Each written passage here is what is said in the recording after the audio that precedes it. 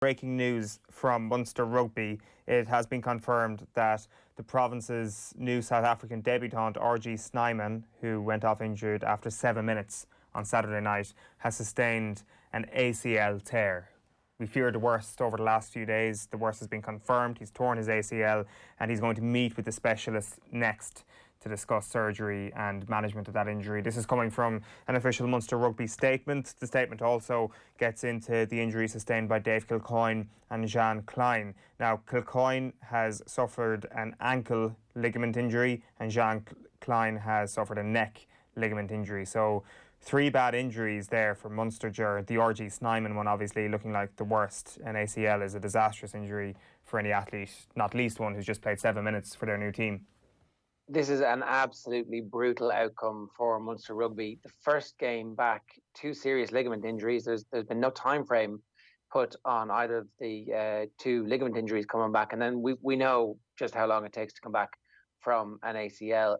I think anybody who saw that line out and saw the replay feared immediately. It had all the trademarks of an ACL injury, and no one really wanted to say it, but for him to get 7 minutes and for in those 7 minutes, in the very act within which he does his ACL, to be the stealing of a line-out, the dramatic introduction against your most storied rivals, for you to be already physically dominant in the first play is like, oh, this is a real this is the future, and then for it to be taken away.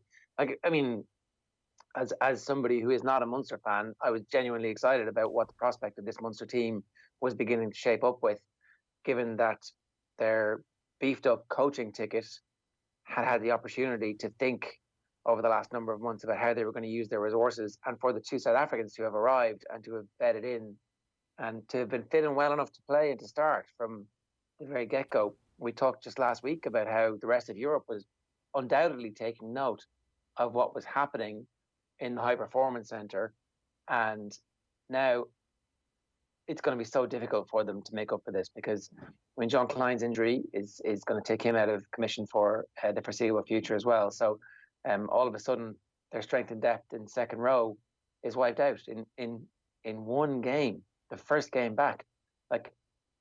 We talked about the return of the Bundesliga and the return of the NRL, and we're seeing now with training camp in the NFL, a lot of players doing very serious injuries themselves. And you do wonder if that's just as a result of a little bit of rustiness around the pandemic, or if it's just that sport didn't happen for so long and now we're seeing these high-profile instances. It's really, really disappointing for Munster fans. It's really disappointing for him as well, because that's the next 12 months of rugby, as we've been talking about, are going to be the 12 of the busiest and highest profile rugby months. It's the Lions coming to South Africa, the world champions, and you would hope that he'd establish himself as like a swashbuckling force to be right in there in the mix for a starting position against the Lions.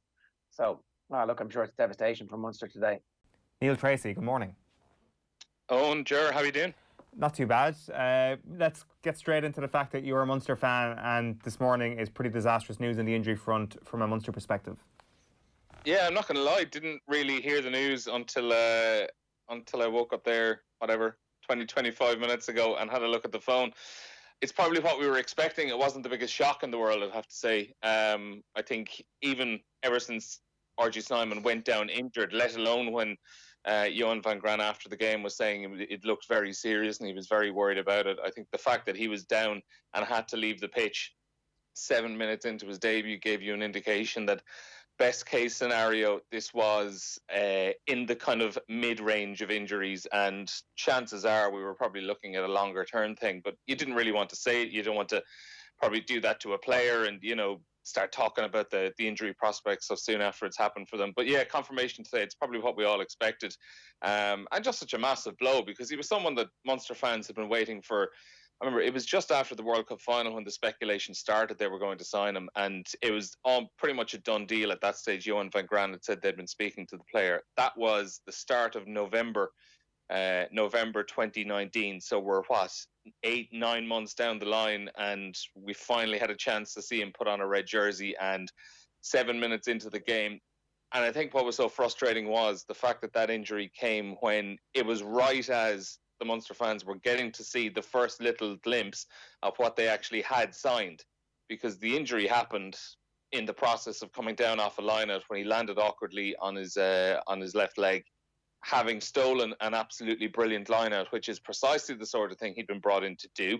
And to do that 7 minutes in was fantastic. Everyone was, getting up off their seat, punching the air. This is something we're going to get used to. And then a few minutes later, seeing him walk off the pitch along with Dave Kilcoyne as well, who, as we know, is now out for an indefinite period of time. He's got an ankle ligament injury on top of that as well. And to compound it all, John Klein having, as part of this injury update as well, neck ligament injuries, and we don't have a necessary timeline on that as well. So a pretty bad morning for a Munster fan, I'd have to say. This morning last week? Sorry, go on, Ger, you want to get in there first? Well, it looked like they had the best defensive line-out in European club rugby with Snyman and Peter O'Mahony. You could attack absolutely anybody. You could see every hooker in Europe waking up after that game and going, "Oh my God, how am I going to get past these two? I get past the maniac at the front. There's the giant at the back." Like, it was a brilliant signing. It was exactly what they needed, and it was a real shot in the arm for the club and just that sense of, like, actually they're European contenders again. And it feels like that's gone now for this season at least.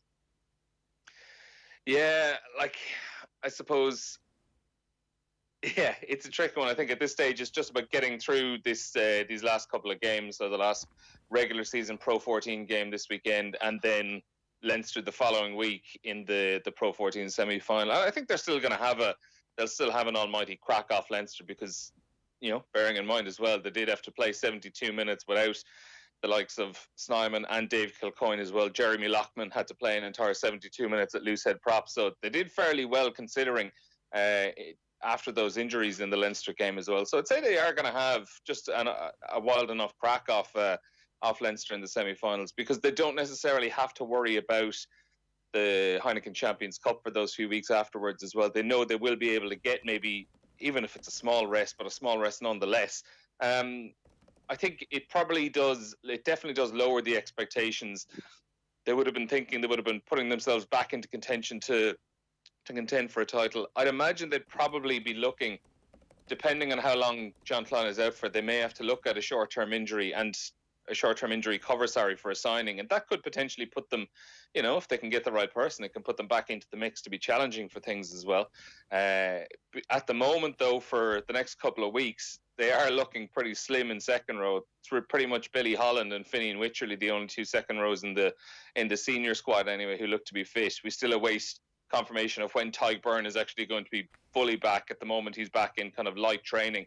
But John Klein, RG Snyman out injured. And then you're looking down towards the academy, Thomas Ahern, Paddy Kelly, and Owen O'Connor as well, who haven't really seen too much. We would know a lot about Thomas Ahern from the Ireland under-20s, where he's looked a real prospect. And I suppose at the very least, the events over the last couple of days might mean we might actually start to see a little bit of him in a senior Munster shirt over the next while. But it is a position where, I would, 2 weeks ago, Munster were looking absolutely flush, and at the moment you're kind of scraping around to see what's there.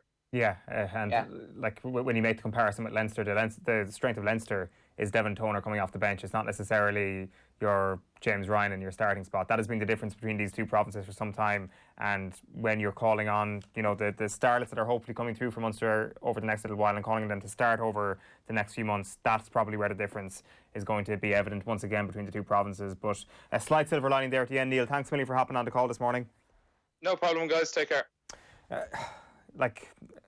The John Klein thing obviously compounds this quite a bit, Ger, and I completely missed the point that this was actually going to be quite a serious injury for him as well.